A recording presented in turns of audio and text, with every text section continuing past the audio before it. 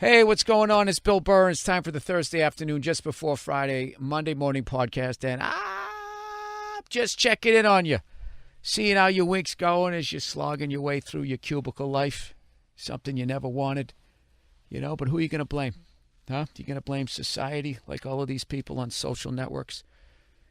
Is it ever their fault? Anyways, I have a special guest. As promised on the Monday morning podcast, I said, God damn it, and I delivered. We have the amazing, the unbelievably talented and hilarious Bill Hader, star of the new incredible show on HBO, Barry, starring Henry Winkler, Stephen Root. Where's my cheat sheet? Who's the woman who plays your girlfriend? She crushes it. Sarah Goldberg. Oh, my God, she's amazing. Yeah, she's amazing. She's amazing. And it's 8 incredible episodes. Thank you. I saw the first 2. And then my link expired, and then I couldn't get it to play. I got a new link, and then I melted down, and my wife said, "You're bringing tension into the house." So that's been my experience so far. But having said that, I absolutely loved the first 2 that I saw, and there's another the other actor there with the alopecia there, Anthony. Oh yeah, Anthony Carrigan. Oh my God, NoHo Hank. Mm-hmm. Great name, incredible actor. So.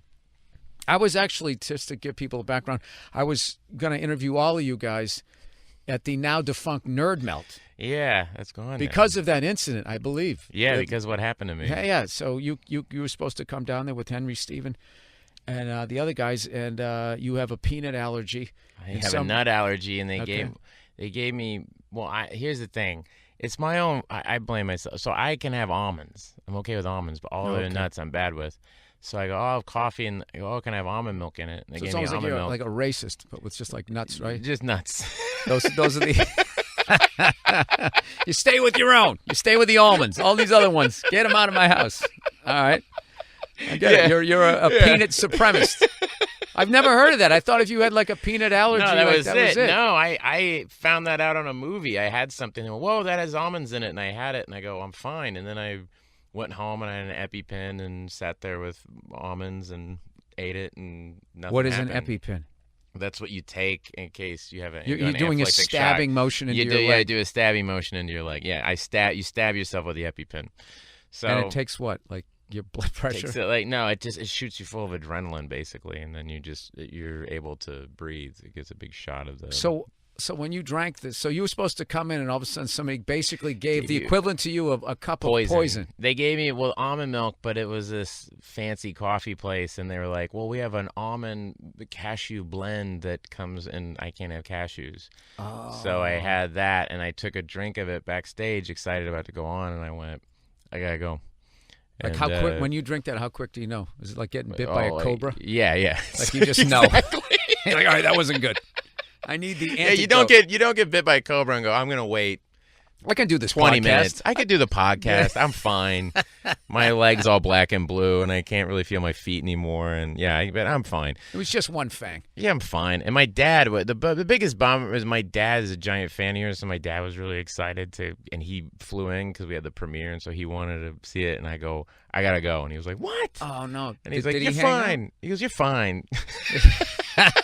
Shake it off. And I go, no. And he's like, you're fine. I go, what?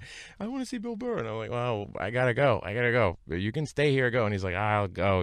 Let's get you some Benadryl and all that stuff. Okay, so what happens? Is your throat closes up? Yeah, and so someone ran out and got me Benadryl, and that was fine. And then I got home, did the EpiPen. How bad is how much are you laboring breathing? I mean, you like. I'm breathing fine. It's just it was in my mouth for only a couple of seconds, and then I spit it out, but it was enough to make everything start to it's like hives inside your mouth and in your throat. Oh my God. Oh yeah, that's disgusting. Yeah, it was awful. So then when you take the Benadryl, how long does it take? It chills that out, and then you get groggy, and then I did the EpiPen, which then makes you all jacked up, and then I went and did the premiere, and it sucked.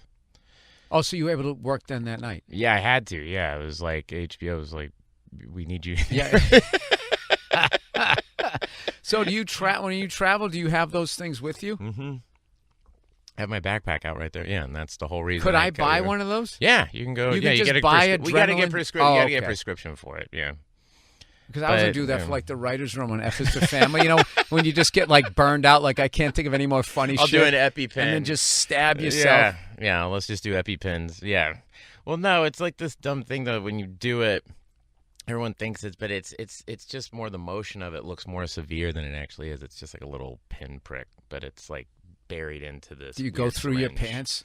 No, you gotta pull your pants down and go right on your leg, and then...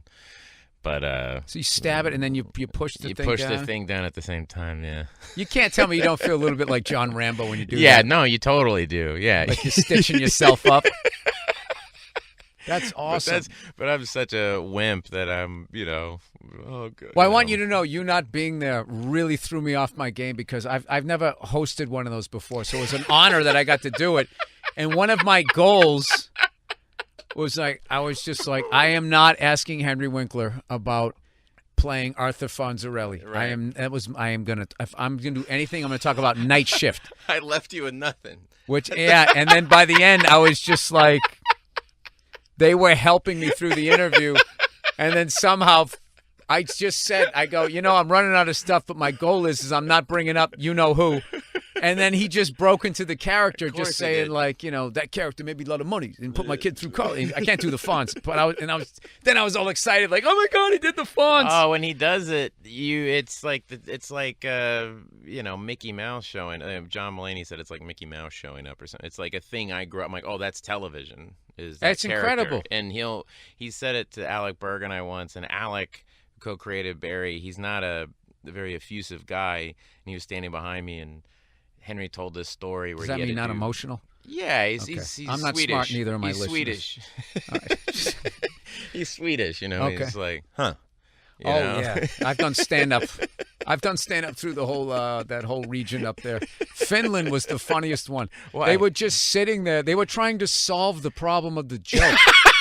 Like I would sit there and I'm doing the joke, and it was just quiet and quiet and quiet. And then if somebody's just finally goes, why didn't you just blah, blah, blah, blah, blah? And I was just like, is that what you fucking guys are doing? I go, you don't need to solve these. This isn't like a self-help thing. This is just Why absurd. don't you just kick your wife out of the house? Yes.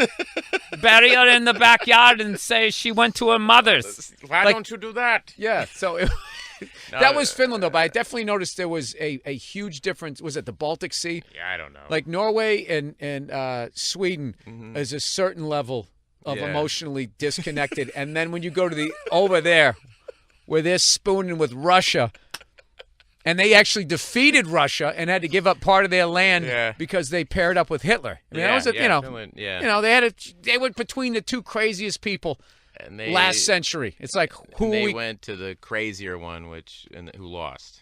Yeah. Don't ever go to the crazier I don't know if they one. went to the crazier one. They were equals. They were peers. Yeah, they were. Like, if there was a way that they both could have won the war and lived, yeah. I guess the other guy lived, right? Stalin lived. I don't know shit about history. Like, they could sit back, like, old NBA players. Yeah, exactly. Like, when Wilt and Bill Russell get together, they could be talking about murdering people. Yeah, and their knees are bad. They can't really walk around much. They're exaggerating their stats. But no, it was this. Yeah, no, Alec he's hilarious. I mean, he wrote on Seinfeld and Curb Your Enthusiasm. He's a very funny guy, but he's very kind of quiet. And Henry did the Fonz. He just told a story, and I said, oh, I had to tell all these people, because Henry in life is very kind of, hello, how are you? Oh, that's what makes nice. When you meet him or you see him just talking, that's what makes it even more incredible. It's like that guy came out of this guy. Yeah, he's like, I was on the phone in my car, hands-free. And I'm like, okay. Being safe.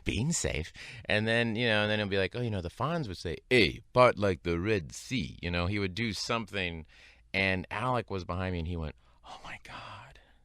It's the most. Yeah. He just went, I can't believe. It was the most effusive I've ever seen Alec. He just went, oh, I can't believe that. It gave us chills, Well, because it like you said, when you talk to the guy, it's nowhere. It's like Mel Blanc. When Mel Blanc would do voices, like you'd be like, there's no way this guy does Bugs Bunny or he does Yosemite Sam. Like you couldn't hear him in any of it. And I feel like with him, when he's just talking, it's just like, this can't be the guy that played that guy. And all of a sudden he does the voice. This is hilarious. Now I'm going to sit here talking about him being the Fonz for this whole fucking interview. Well, I But mean, I'm it was sorry I left you with nothing, though, because I left, and then you were stuck with that. It sounds to me like you blew off the interview, and I'm not buying this whole fucking stabbing yourself. Then somehow you made the premiere. It was a premiere. There was supermodels there. No, there was no fucking. You weren't going to the fucking nerd melt to talk on some jackass's podcast. I get it. There was no supermodels at an HBO premiere for Barry. No, it was all like cast and crew. How about some Hooters chicks? They weren't down there? Yeah, well, they were working there. No, but they had me. No, there was a thing where it was one of those things where you leave and then HBO's going, oh my god, the thing is, it's his show. You gotta be there. What do we gotta? Can we send a doctor over there? Can we do anything? What can we do? And they're going old school, sending hookers and eight balls. Yeah. It's like, this is Dr. Feelgood, Yeah. Here's my magic briefcase. All right, you're gonna be up in no time, buddy. Well, everybody I know that has been watching it has just been like, you know what I love about it, and what I wanted to talk to you about is I love when somebody that's known for doing comedy gets to do some drama stuff, because for some reason they think that I don't know who the comedian was that screwed it up for the rest of us. I want to know who that person was, and also who the person was that fucked up so bad that we all actors now have to get there like 9 hours before you're going to get called. You just sit there with the fake mustache glued on your face. It's just like, who fucked up? Who fucked up? Fatty Arbuckle? Who was it? Fatty Arbuckle just was always 20 minutes, 30 hours late. 30 hours late, so now they got to bring you in. We got to get the Arbuckle rule. I want all these assholes here now at 7 a.m. My worst one ever, I got called. I went to a set at 4 o'clock in the afternoon, and I didn't utter a word until 1 in the morning. Oh, I've done that where I got called on I remember Tropic Thunder. There was this huge party scene. And it was just one of those things where I just learned that it's all communication, where Ben Stiller's directing, and Ben, I think he kept saying Rob. My character's name is Rob, but there's also an actor named Rob. And he was like, Rob should be in there, right? And the first AD went, oh, Bill's not working today. So they would wake me up, call me in, fly me. They call me in. I would go in at 2 in the morning. This is out in wherever we were shooting, like Hawaii or something. They'd go in, put me in makeup, and I would just sit in my trailer. And then finally I get tired, kind of like, what am I doing, Yeah. I'm not in the scene. And so I'd go to set, and Ben would go, what the fuck are you doing here? And then 2 days later, hey, we need you to come in. What's going on? And I go, what are you doing here? And he goes, no, Rob, the actor, Rob, not the fucking, It's like, and I showed up twice. Oh, it was terrible. You know what's funny? Waiting in those trailers, I actually understood my dog more. Like, Yeah. I was just thinking, why does this thing fucking sleep all the time? And it's basically, if you all have surly. nothing to do, it goes back to survival, where it's like, we're going to shut down your body and just store Yeah. up this energy. So, like, the level of tired you get. But How does my dog know every episode of the Tyra Banks show? Because that seems to be the only thing on television. or you go to the trailers. I've never had the TV work. It's always like, they got a flat screen TV in here, and it never works. It's just some, like, whatever signal. You just hear the other actor next to you clearing their throat every couple of hours. Yeah. On the phone with their agent. I'm not going to do that. They want me to do this. I'm not going to do it. Well, let's promote it a little bit here, because as far as, like, it's on HBO. Okay, the final episode is this Sunday. Yeah. There's 8 of them, and if people want to go back and watch all of them, I imagine in 2018 HBO has a way to I was stream thinking, it. HBO Go. If you have that, you can go check it out. And I think Amazon, Hulu, those places. Well, I'm old school in that I like to watch an episode. I like the old way, where you watched it and then you had to wait a week for it to come out, and then another one went, and like I don't know, all the shows that I watch, you try to guess what was going to happen, and now, like, there's all these great shows.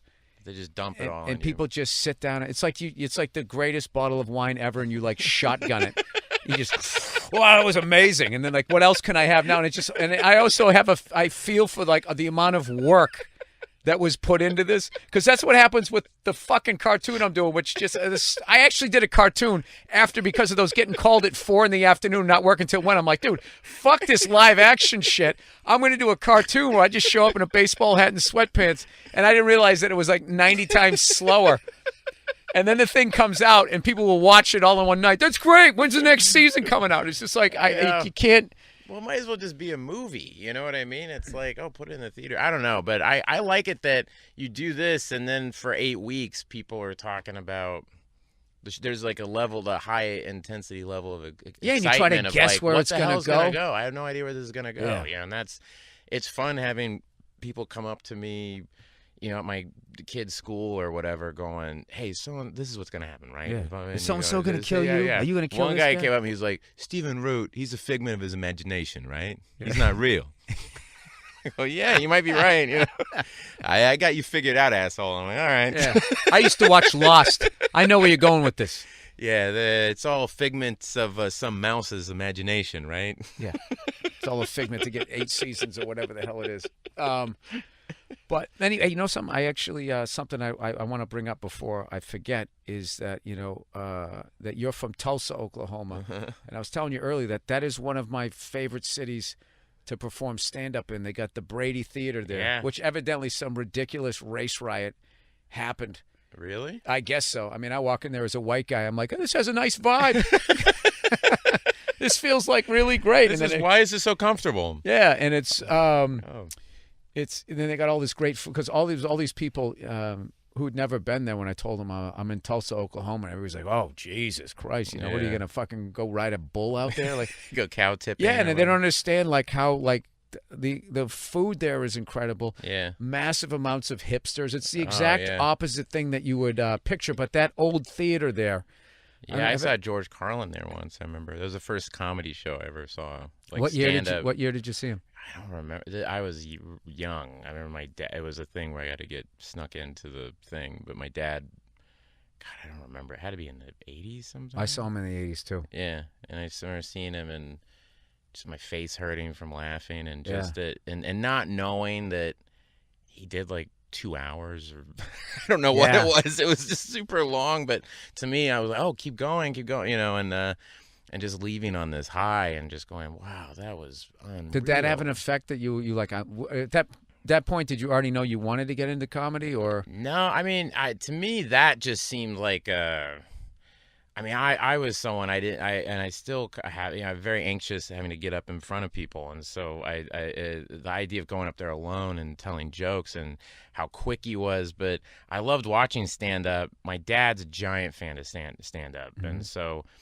And in the 80s, and that, every TV, you had the A&E, the Evening at the Improv, the MTV half-hour comedy hour. I watched all of those 100 times. I would watch those. I saw those. I mean, I would run into like Jeff Garland and be like, "Do you remember you used to do the thing with Adam West? Adam West ordering a bagel, and he gets hit with a half-hour comedy hour, MTV." Yeah, and he went, "What? How did you know?" And then when I met Judd Apatow for the first time, I go, "You used to do a bit about your nose, being stuffed up and how it switches, you get congested in one nostril and goes in a nostril. And yeah, no, I remember that. Yeah. But that can freak people out. I forget the name of the comedian, but he had this great bit. He was talking about, I ran into the guy. I don't even remember his name, but it was one of my favorite bits that I saw from one of those Evening at the Improvs. And he was talking about how he was the youngest kid in this big family and how strict the parents were with the older kids. And by the time it got down to him, it was, it was basically the only rule was no heroin in the living room.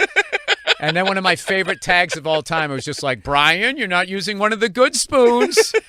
And that was just like, for a clean joke and all that. I really loved it. I got to actually run into him and tell him. And I remember just talking to that guy and him just looking at me like, how the fuck does this kid? Oh my God! Remember Bob Nelson? That guy there was a guy Bob Nelson would do all crazy, and then I saw him open for Rodney Dangerfield. Really? Right after Back to School came out, dude. That summer at Great Woods. Yeah. In Mansfield, Massachusetts, I saw Rodney Dangerfield, and then a few weeks later, I saw Eddie Murphy on the Raw tour. Whoa! And the Weather Girls opened insane. up. Weather Girls opened up. They sing "It's Raining Men." Yeah. And they were big girls. And I remember he came out and was doing all these jokes about, I got to check out the stage because the Weather Girls could fuck up the stage. Back when you could fat shame people. And He had like the purple suit on and all of that stuff. Did he always close with his dad eating Tinker Toys and the food the toy thing? Remember that? I don't remember what he closed. I mean, Eddie, we would eat our Tinker Toys, Eddie. That whole thing that he would do his because that was a thing seeing Raw, which now you watch Raw and you're like, geez, there's some stuff you can do now on that show. Yeah, but that but that's end not bit, fair to him. I know, but like it's just 30 like years it was ago. 30 years ago. But you go like. At SNL, you would watch something. Oh, you guys got to watch Raw, and then they would come back and go, "Why did you find that funny? It was so offensive and everything." I go, "Wow, oh man, you know." What about the thing at the end? You know, I would just try to concentrate on the thing I found. Oh no, really when funny, I watched that know. thing, it makes me sad that he stopped because he was 25 years old, and when he was talking about the level of success he got to and thinking about getting married and seeing Johnny Carson getting divorced and all of that stuff and saying, women get half, that's bullshit.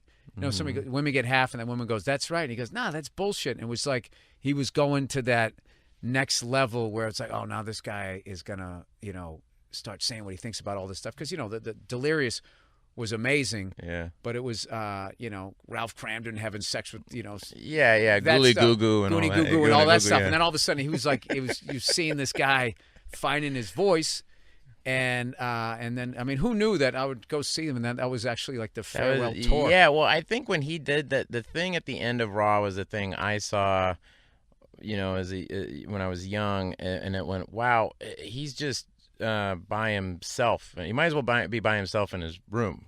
You know what I mean? It was like he went into this other place. It wasn't like jokes. You know what I mean? It was like he was talking. He's just talking, and he just went to this place, and it's the thing. Like, I'm never as funny. The funniest I'll ever be is in the lunchroom with my friends, and they were all funnier than me. You know what I mean? Oh, everybody went to high school was funnier than I was. Way funnier than me, and I'll see those guys, and they'll send me a text about.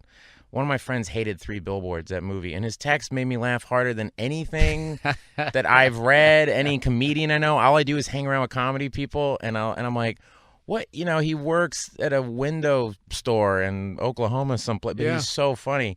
Or just how they live their life. I got a buddy of mine, Joe DeRosa, was opening for me, and, it was after the show we did in Boston. I got all my Boston friends, hanging out or whatever, and one of my buddies offered to buy a round of drinks. We're all ordering drinks.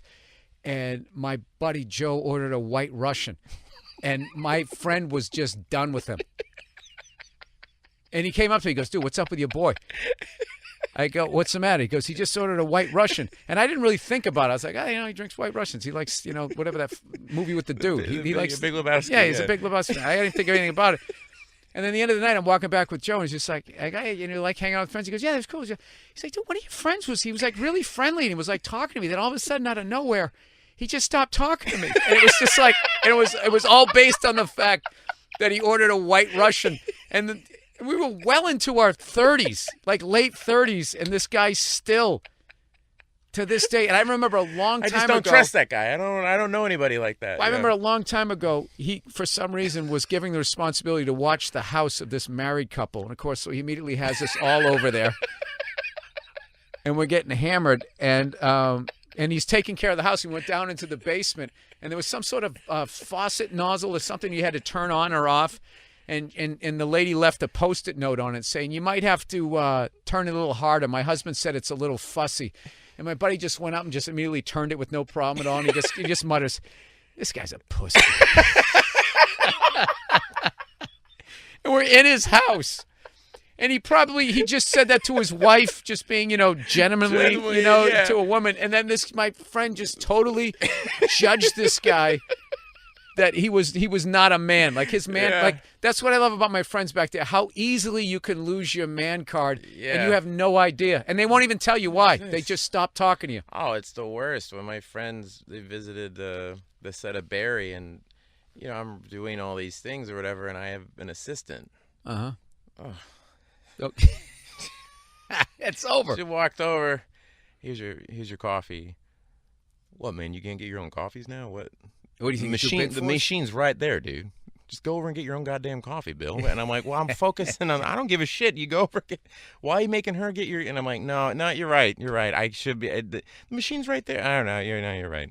You know what I mean? I just feel like an asshole. And then I'm like, why did I invite you here to, make me feel bad? And then, hey man, did you try the dessert?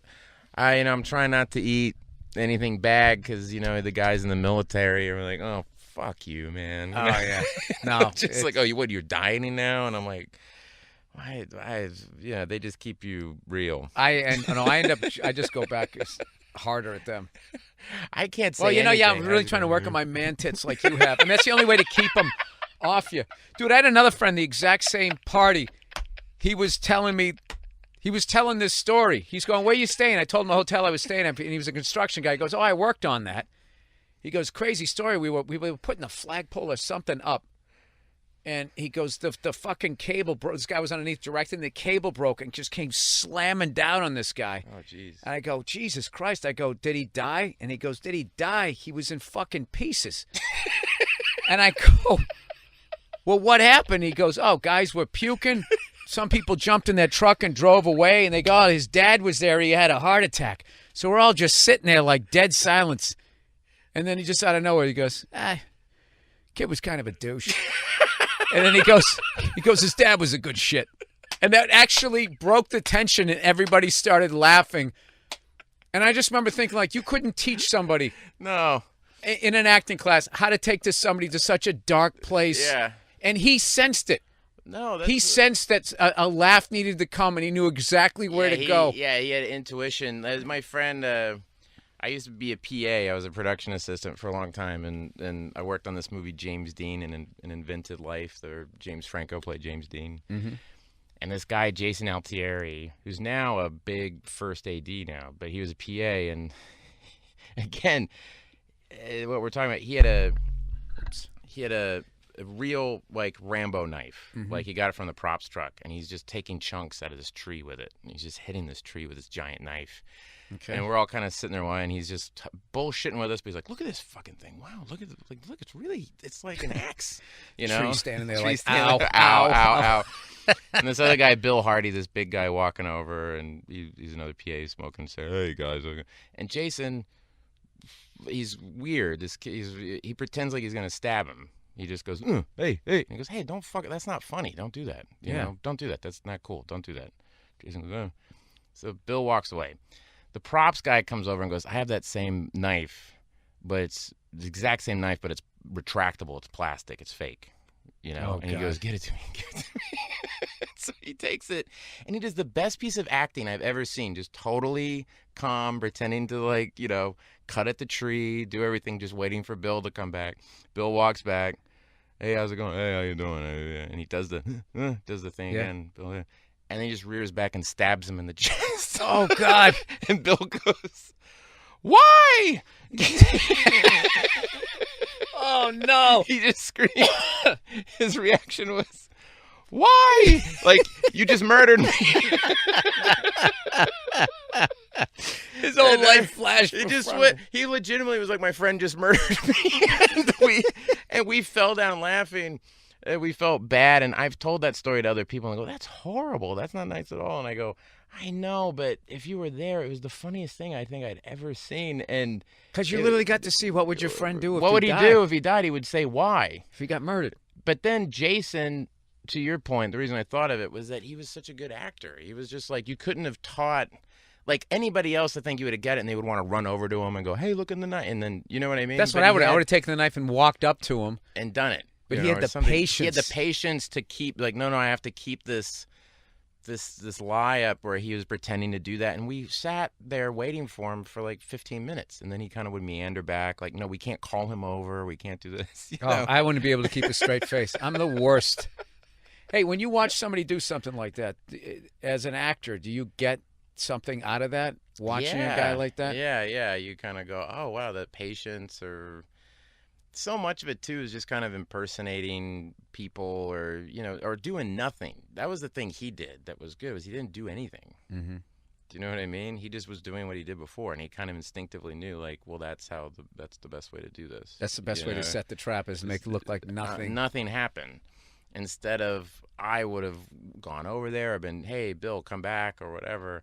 Are those some of didn't do nothing. your favorite actors? Are you a character actor guy as far as like the guys that you watch? Because your acting on this series is phenomenal. Oh, thank you. I kept calling my wife in, going, look, this is like the best. I'm telling you, dude, it's like the best work I've seen, and I love all the stuff that you've done. Oh, but you. like this, to actually, I love it when they give a funny guy a chance to show that, hey, I can do these other things too. Oh, thanks. Yeah. Yeah. So I was just curious. Now that I see that you have that in the toolbox, like who are some of your favorite actors?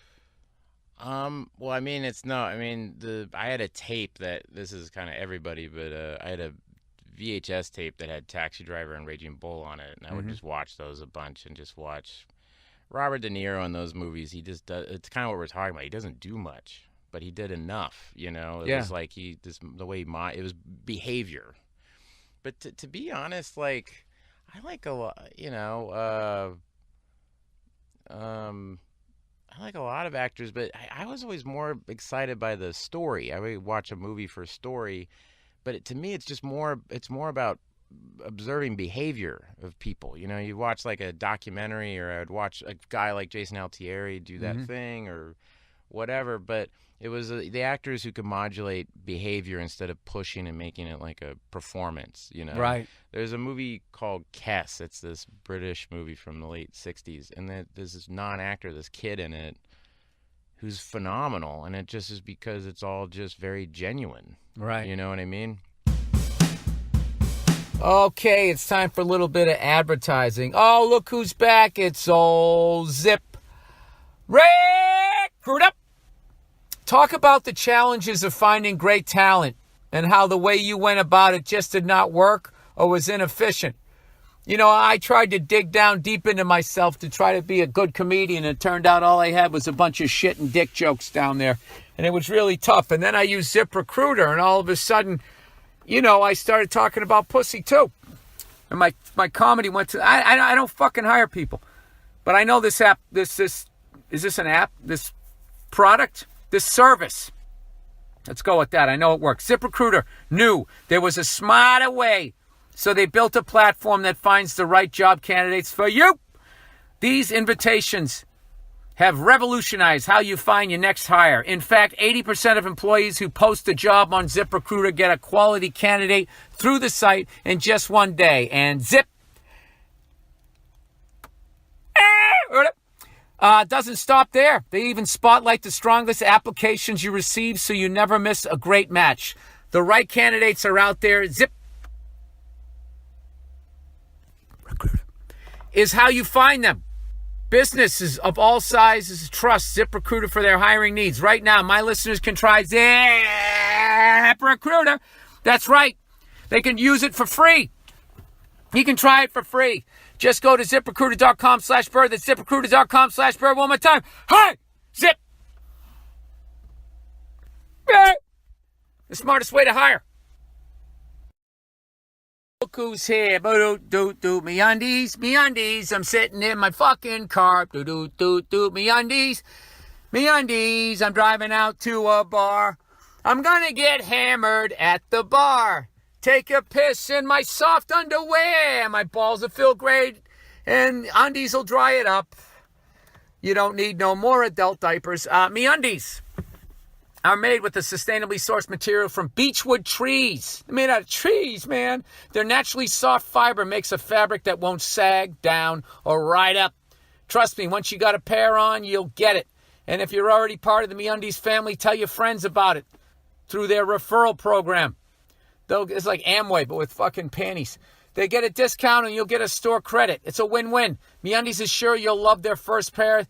Is so sure you'll love their first pair that if you're not happy, they'll do whatever they can to get you the right pair. And if they can't, keep them and they'll refund you. So it's really risk-free. Free to try the best underwear ever. Still not sure? Well, MeUndies has a deal for my listeners. First-time purchasers get 20% off their first pair of MeUndies and free shipping. Get your ass over to MeUndies.com and treat yourself to get 20% off your first pair and free shipping and 100% satisfaction guarantee. Go to MeUndies.com/Burr. That's MeUndies.com/Burr. It's unbelievable how hot your car gets the second you shut it off and keep the windows and doors shut. Oh, look who's here. Honey! When you shop online, do you suddenly turn into a tab hoarder, loading dozens and dozens of new tabs on your browser in search of a promo code? Just one that works. Afraid to close any of them in fear of missing out on a deal? Before you crash your browser yet again, try Honey! Honey! It's the free browser add-on that over 9 million people are using every day to save money while they shop online. In 2 clicks, add Honey to any browser for free, then shop like you normally do. Honey scans and tests millions of coupons in the background, and check out Honey automatically applies the best coupon. Honey never means honey. It never does. Time magazine calls Honey basically free money. Over 9 million people have used Honey every day. And together, they've saved millions of dollars. There's no reason not to add Honey to your browser today. I'm running out of ways to say it. It's free. Just takes 2 clicks to install and will save you tons of money. Get Honey for free at joinhoney.com/Burr. That's 2 words. Join Honey. .com/Burr to start saving with Honey today. That's joinhoney.com/Burr. All right, there's people next door working on the house. They think I'm fucking crazy. All right, Helix, everybody. Helix. There's nobody on the planet like you, so why would you buy a fucking mattress built for everyone else? Next, please mention all the talking points below. Well, I'm gonna. You wrote it. I'm gonna read it. Working with the world's leading sleep experts, Helix Sleep developed a mattress that's customized to your specific height, weight, and sleep preferences so you can get the best goddamn sleep of your life at an unbelievable price. Here's how it works. Go to helixsleep.com. Fill out their 2-minute sleep quiz, and they'll design your custom mattress. They can even customize each side for you and your partner. In 2018, Helix Sleep has taken customized sleep to the next level with the Helix Pillow. The all-new pillows are fully adjustable so you can achieve perfect comfort regardless of sleep position or body type. Do you want to kill your wife? They got a pillow for that too. Helix Sleep has that's just a joke. Helix Sleep does not condone any fucking violence towards your spouse. Helix Sleep has thousands of 5-star reviews. Plus you get 100 nights to try them out. Tell them which hand you jerk off with. They'll have a little elbow indentation on that side of the mattress. Go to helixsleep.com/Burr right now and you'll get up to $125 towards your new fucking mattress. That's helixsleep.com/Burr for up to $125 off your mattress. helixsleep.com/Burr. HELIX. Sleep. Actors, when they'll, well, I'm playing a new guy, so the guy can't walk like me. And they'll come up with like a walk. Yeah. I don't know, those DeRosa to bring him up again. He was talking about John Travolta one time. He saw him, and John Travolta was like, well, Vinnie Barbarino walked like this, Vincent Vega walked like this. And it's just like, dude, he does the walks. Yeah. And I was thinking of the little acting that I've done. It's like every character I've done walks like me. They always have to rewrite it. He's a serial killer from Boston. He's a Hawaiian guy from Boston. Yeah. He's a cowboy from Boston. Yeah. I did one where they couldn't justify why I wasn't from the Midwest, so they said he went to college in Boston and he picked up the accent. But for some reason he came back here and he didn't go back to the accent that he used for 18 years. He was raised by some assholes from Boston. But in the Midwest. He watches a lot of reality TV, and there's always the loud Boston guy. So he likes watching interviews with Mark Wahlberg and but he doesn't have an accent anymore. Mark Wahlberg, no. Yeah, I'm always yeah. amazed at how. Yeah. You forget that he can knock that out somehow. Yeah. Yeah, and I've watched some, like I started out with Patrice O'Neal and Dane Cook, and I saw like an old Dane Cook stand-up thing in the last couple of years. I saw it, and in like the mid-'90s, he had a really big-time Boston accent. Oh, really? And now he doesn't. Oh, wow. Like, I don't know how. I think you're either one of those people, like, you just sort of, like, if you get somewhere new, you just sort of, it just floats away, or it's just stuck in you. I think I'm sort of. I mean, I don't have like a severe work one. on it. Or yeah, people work That's on it what to it get is. rid of it. People do work on it to get rid of it. And it's weird. We have Bill Hader here from Barry. It's like, I'm going to pronunciate. Hi, I'm from Boston, Massachusetts. No, I think that, yeah, it's a weird thing. But I don't know. Yeah, it's like, I saw this cooking show recently, and this guy, he was doing something, this fucking guy's traveling. He goes, Boston, you come here for a beer and a beating. And I just remember, I was looking at my wife, I go, oh, you go to look at the foliage. It's just like, how many times did you watch Good Will Hunting before you went there to steam your asparagus that you felt you had to go that hard? It's like, there's also MIT, there's Harvard, tasty pudding or hasty pudding. There's a lot of you could go get some oysters, beer and a beating. It's like, all right. I lived there for 27 years. I never took a beating. I walked away from fights and I was fine with it. Hey, you're tougher than me. Your dad was angrier than my dad. You win. I'm out of here. Steam your asparagus. Yeah, with your little poached egg on top of it. I fucking hate the Food Network now. They used to just have people there cooking, and they teach you how to cook, and then it became you had to have a personality. And I respect his cooking, but I blame that fucking Emerald Lagasse. He's the guy. I'm gonna fucking put some sugar, bam. Yeah, right. And he had a studio audience and a band. I used to be the assistant editor on a lot of those shows, on like Iron Chef America. I was the assistant I don't get editor that on fucking show.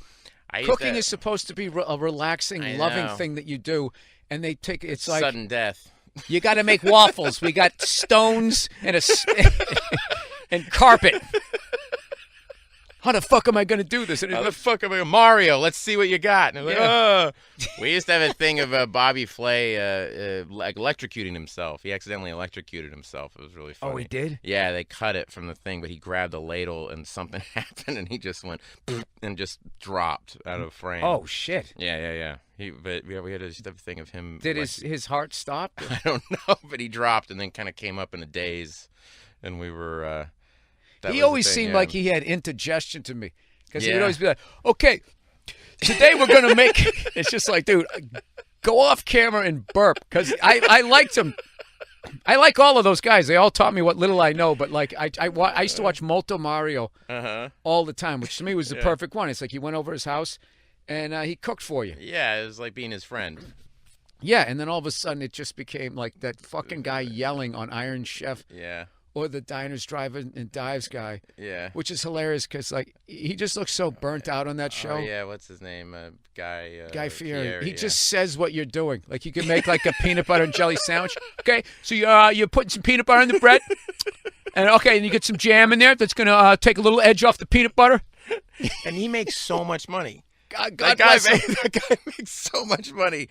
Oh, my God. He needs to get the hard top, because he's going to die of skin cancer. The guy looks like a fucking lobster. This is coming from a redhead. I'm telling you. He's got to get some sunblock.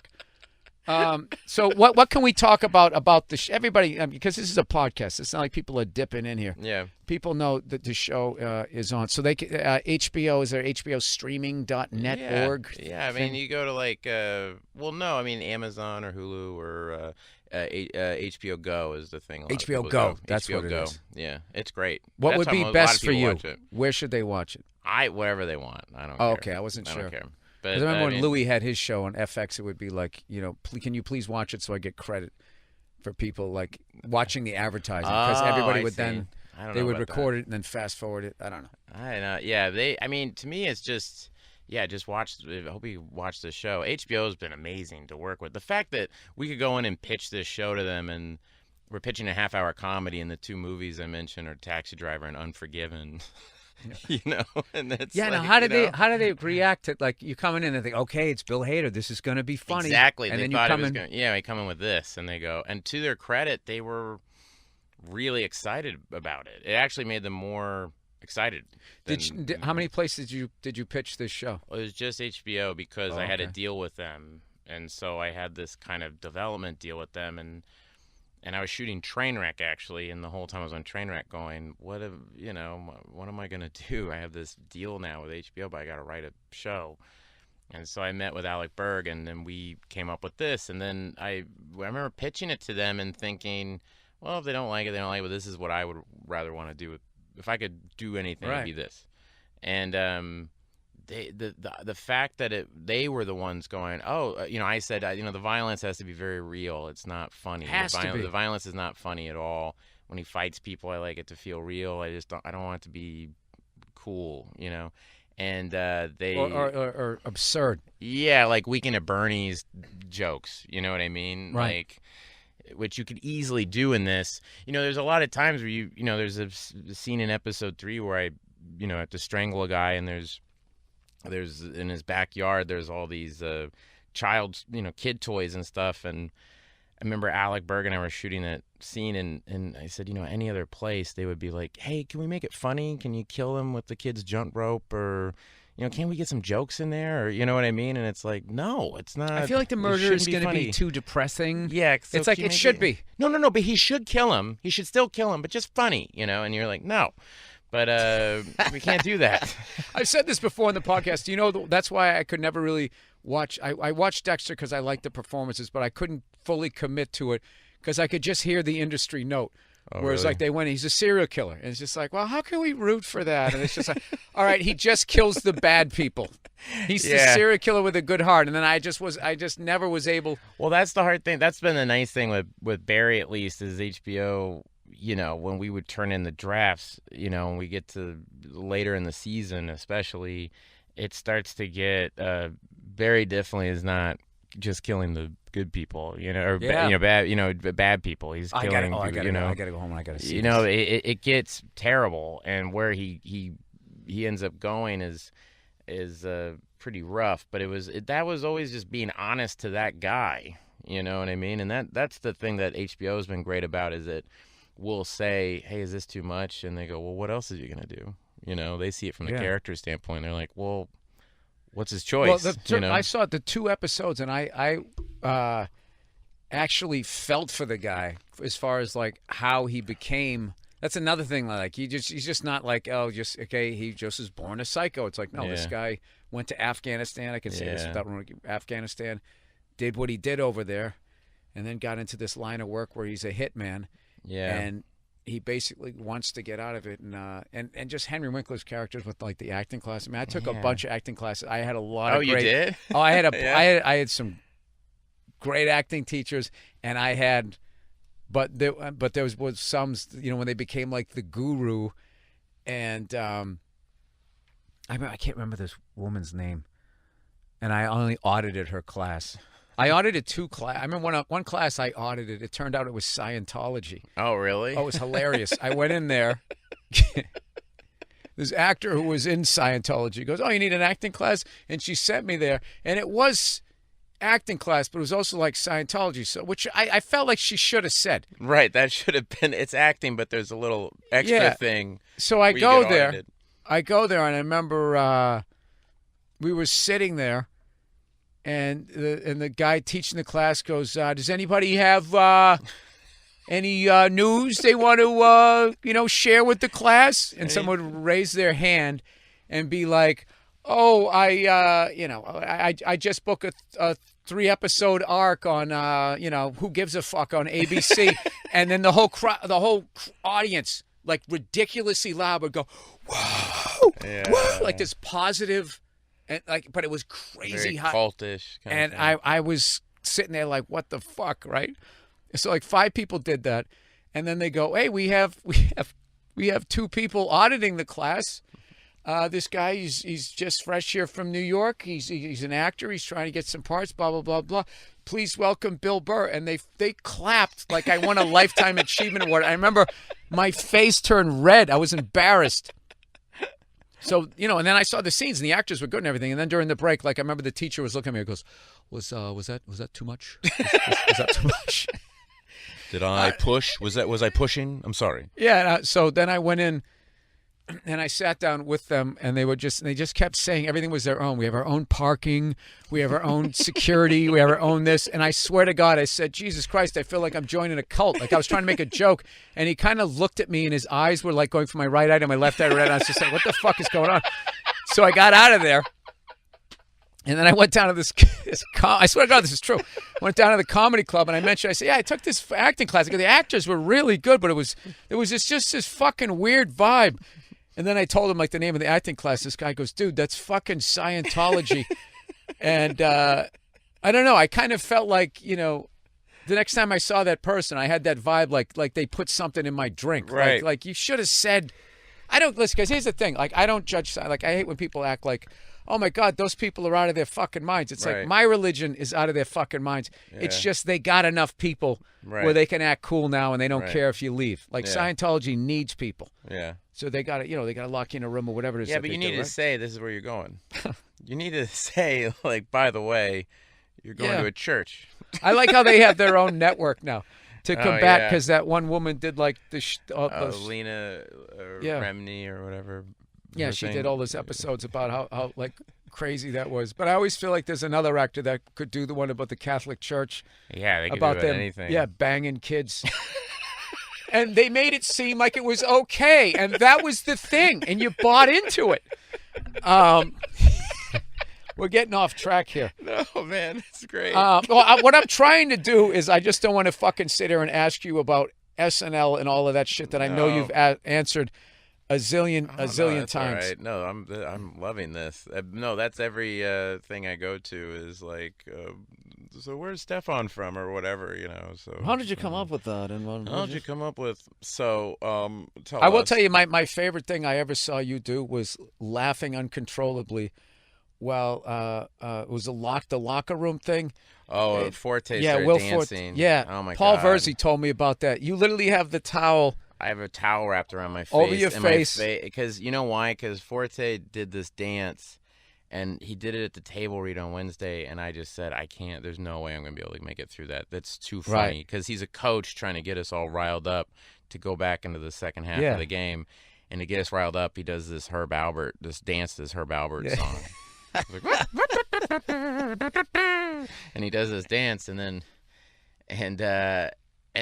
so before we went on air, I go, hey Will, can you just do it for me a couple of times, just in my dressing room? Can you just do it so I can like laugh and get it out? That's great. You're such a pro. Could I just get it out? So he did it, but then on air he added a move. Of course he did. Just to fuck with me. He added this thing where he went like that, like he couldn't hear me, and I lost it. I just completely lost it. And I started going, and then I remember Sudeikis was next to me and went, oh, no. Because I started going, and then Kenan Thompson started going. Because we just... Peyton Manning lost it. I thought he kept a straight face. Oh, no. He starts to put a towel around his face. He did. He gets... Because I completely lost it. Because it was such a Forte thing. Forte just... He's not like... he's one of those guys, very, hey man, just very cool, chill guy. And then he would do these ideas or something would happen to him and you go, where's that from? Yeah, he's incredible. He would make me laugh.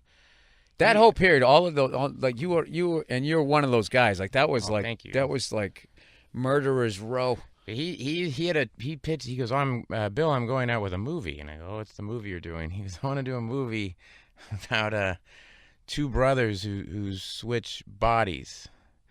And I go, yeah. And he goes, here's the thing. They're identical twins.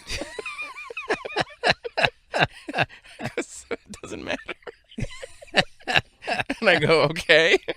And I go, how do people know that they switch bodies? He goes, well, that's the joke, because everyone acts like, well, you're acting differently. That's not like you, but they're just acting. They're these two boring guys. And he could somehow, that guy's so talented, he would somehow sustain that for 90 minutes. He figure that out. And I was like, he told me that, and I laughed. I just went, where the hell did you come up with that? And you no, I'm going to write this movie about these two guys. So, yeah, he's just a genius and a great guy, too. But, yeah, I felt very lucky when I was there with all those people, Kristen and Andy and Fred Armisen and all those guys. I mean, it was crazy. Yeah, and you guys have all gone on to do stuff. So right now, are you when do you start back up with the next season, or do you get? We're writing it right now. We're writing season 2 right now. Oh God, did you get any of how much of a break did you get? We got a bit of a break. Yeah, I mean, we finished all this in August.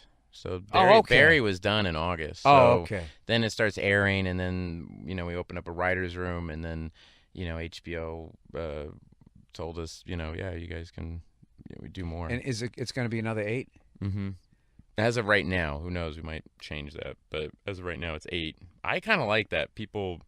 I like being able to craft 8 episodes and kind of make it a very, kind of a tight season, and with a good story. Yeah, it's like back in the day when there was a great album. A lot of times it was 8 songs. Yeah. But then when the 10th song came out, it's like, all right, here's the fucking ballad. You're just trying to fill it. I get it. But it's the same thing with TV in a way where you go, oh, now we're going to watch an episode that's all about, the gardener or something. And you go, I don't care about this, I want to know what the hell's going on with that. I want to know what else is I know. going I'm too on. jaded that I don't consider that groundbreaking. I'm just like, yeah, you guys wanted an episode off. I think the series regulars are bitching about their contract. Yeah, exactly. It's that guy, but we got to keep the train moving. All right, so let's do something about that guy. That guy, yeah. Guess what? You're starring in the show this week. Guess what, asshole? Yeah. You're carrying the show. And if it goes down, you never play a gardener in this town again, you piece of shit. Well, anyways, thank you so much for coming on. Oh man, this was odd. I feel like my head hurts. I'm laughing so much. Good. But no, it's great. That's all my interviews want to be. Oh, good. I don't want anybody to learn anything about you. I just want to give you a break from the same fucking 20 questions. But I'm so happy for you, man. Thank you, buddy. That means a lot. You've that you already like done so much brilliant work, and the fact that HBO. Shout out to them for being so cool to let a comedic actor. I don't know how to define what it is.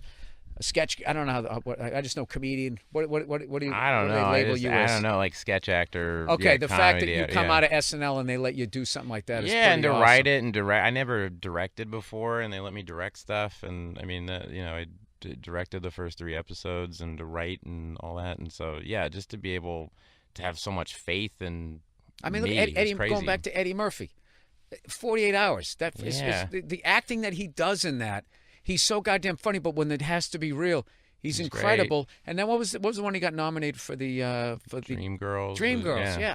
For the life of me, I don't understand why he doesn't get more stuff. I will say that but that 48 hours scene when he goes into the redneck bar and he, the cowboy is one of the few scenes in movie history where you're like, that's a movie star has just been born. Yeah. Where with one scene, it's very rare where you can go, like John Wayne in Stagecoach. They always say they push in on him. His first shot in Stagecoach, and everybody went, "Wow, who the who's hell's that guy?" Yeah. But Eddie Murphy in that scene, I remember I didn't see it, but my dad seen that movie and coming back and going, there's this guy in the movies, the new guy in SNL. It is like one of the funniest things. He's phenomenal. You got to see, Yeah.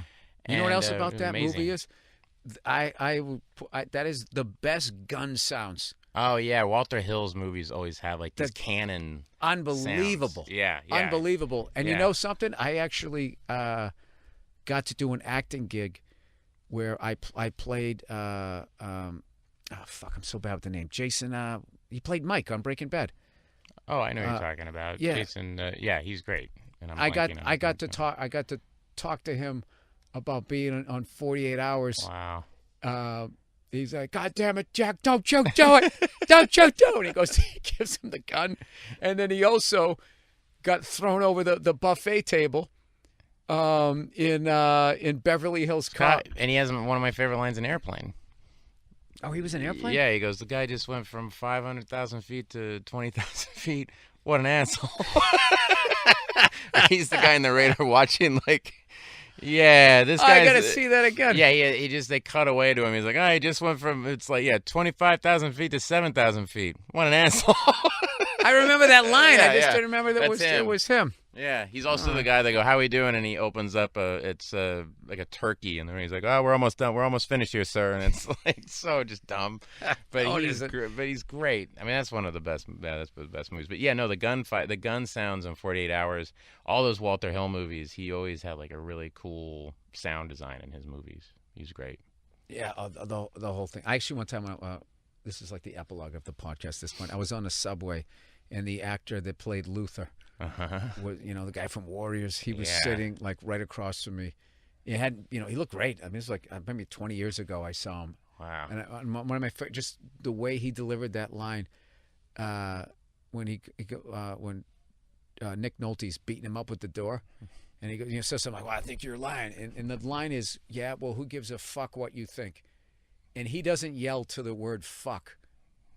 He just goes, "Yeah, well, who gives a fuck what you think?" Like, why would you yell at fuck? Who gives a fuck what you think? Or who gives a fuck what you think? The way he did that. That was like a catchphrase in my family. Yeah, who gives a fuck what you... Yeah, he has such weird rhythms, that guy. All the Warriors, too. I mean, like, he's such he has such cool way of speaking. You're like, yeah. Well, He's you can amazing. learn a lot from that guy, and people are going to learn a lot from you thanks, watching man. this Sunday's episode, or go on HBO Go to check it out. Barry, starring Bill Hader. Thank you, buddy. Thank you so much for coming on the podcast. Thank you, buddy.